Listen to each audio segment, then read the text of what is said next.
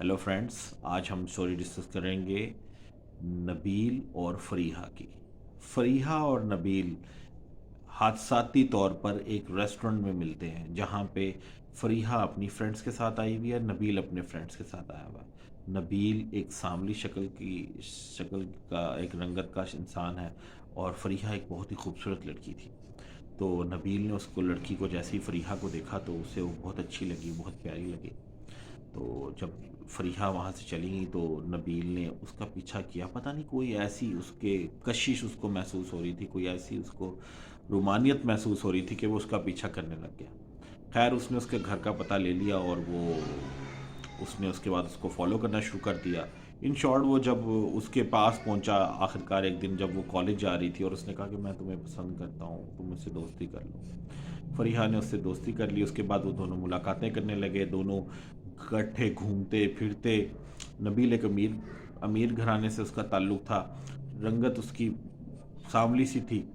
फरीहा बहुत ही तेज़ लड़की थी और बहुत खूबसूरत तो बहुत थी वो।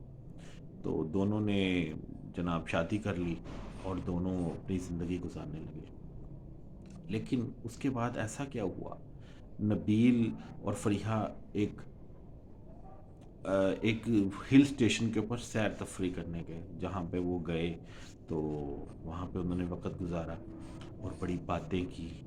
नबील ने फरीहा से कहा कि मैं थोड़ा सा इस स्टोरी को टच देते हैं रोमांटिक, कि नबील ने उसको जिस टोन में कहा, उसने कहा कि फरीहा मैं तुम्हें बहुत चाहता हूँ, मैं तुमसे बहुत मोहब्बत करता हूँ, मैं तुम्हारी खातिर अपनी जान भी दे सकता हूँ।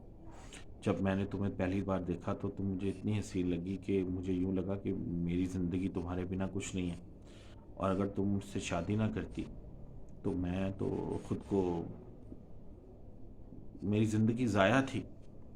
और फरीहा ने कहा क्या तुम मुझसे वाकई इतनी मोहब्बत करते हो? तो नबील ने कहा वाकई मैं तुमसे इतनी मोहब्बत करता हूँ।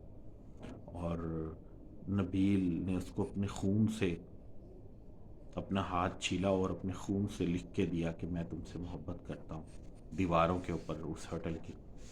खैर यानी उनकी मोहब्बत का ये पैमाना था और फरीहा भी उसको पसंद करने लगी।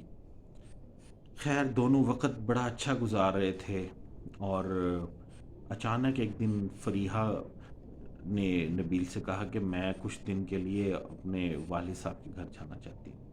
वो अपने वालिद के घर चली गई रहने और 3-4 दिन वहाँ रही। तो नबील बड़ा उदास हो गया। उसने फरीहा को कॉल की कि तुम कब आओगी? तो फरीहा ने कहा कि मुझे 2-3 और लग जाएंगे, मेरे वालिद की तबीयत बहुत ख़राब है। खैर नबील ने इस चीज़ को काफ़ी वो फ़ील किया, लेकिन वो उसके बगैर रहने पे मजबूर था। एक दिन अचानक उसने कहा कि मैं ना फरीहा को सरप्राइज़ देता हूँ। वो उसके घर गया, फरीहा के घर, उसके वालिद के घर। फरीहा सिर्फ अपने वालिद के साथ रहती थी। तो वहाँ जब वो गया तो देखा कि उसके वालिद तो वहाँ पे अकेले हैं। और उसने जाके पूछा कि फरीहा कहाँ है? तो उसके वालिद साहब ने बताया कि बेटा फरीहा तो इधर आई ही नहीं। तो वो बड़ा हैरान हुआ कि फ़रीहा आखिर गई कहाँ? उसके बाद उसने कहा कि अंकल आप फ़रीहा को कॉल करें, फ़रीहा कहाँ है? तो उसके वालिद ने जब कॉल की फ़रीहा को तो फ़रीहा ने कहा कि बाबा मैं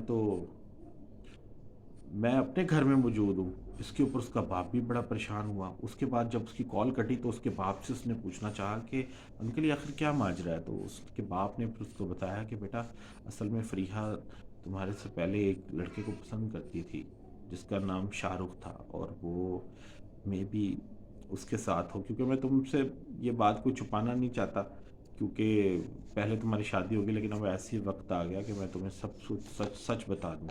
तो इसके ऊपर नबील बड़ा परेशान हुआ और नबील ने जब फरीहा से फ़ोन करके पूछा कि उसकी मिन्नतें की, मुझे बताओ तो सही असल माजरा क्या है? तो उसने कहा हाँ मैं वाकई शाहरुख के साथ हूँ, तो मुझसे गलती हो गई, मैं आइंदा नहीं ऐसा करूँगी, तो मैं आ जाती हूँ। तो वो खैर फरीहा उसके बाद आ गई और फिर नबील ने उससे कहा कि तुम देखो मुझे कभी छोड़ के ना जाना, मैं तो तुमसे बहुत मोहब्बत करता हूँ, मेरा सब कुछ तुम्हारा है। और उसके बाद फिर फरीहा ने उसे दोबारा कहा कि हम ना दोबारा हिल स्टेशन चलते हैं। नबील क्योंकि उसकी मोहब्बत में पागल था, दीवाना था, आशिक था, वो उसके साथ फ़ौरन चला गया हिल स्टेशन के ऊपर اور رات کا پہر تھا، رات کے 2 بجے ہوئے تھے. وہ ہل اسٹیشن کے اوپر جہاں پہ ہوٹل بالکل پہاڑوں کے بالکل پاس تھا، سے خوبصورت منظر نظر آ رہے تھے. وہاں دونوں بیٹھے ہوئے تھے کہ فریحہ نے اچانک نبیل کو دھکا دے دیا اور وہ پہاڑوں میں جا کے گرا اور اس کی ڈیتھ ہو گئی. اور فریحہ کے دل میں اس کا پہلا ہی عاشق تھا جس کے ساتھ وہ واپس چلے گی اور اس نے اپنی زندگی گزاری. Thank you.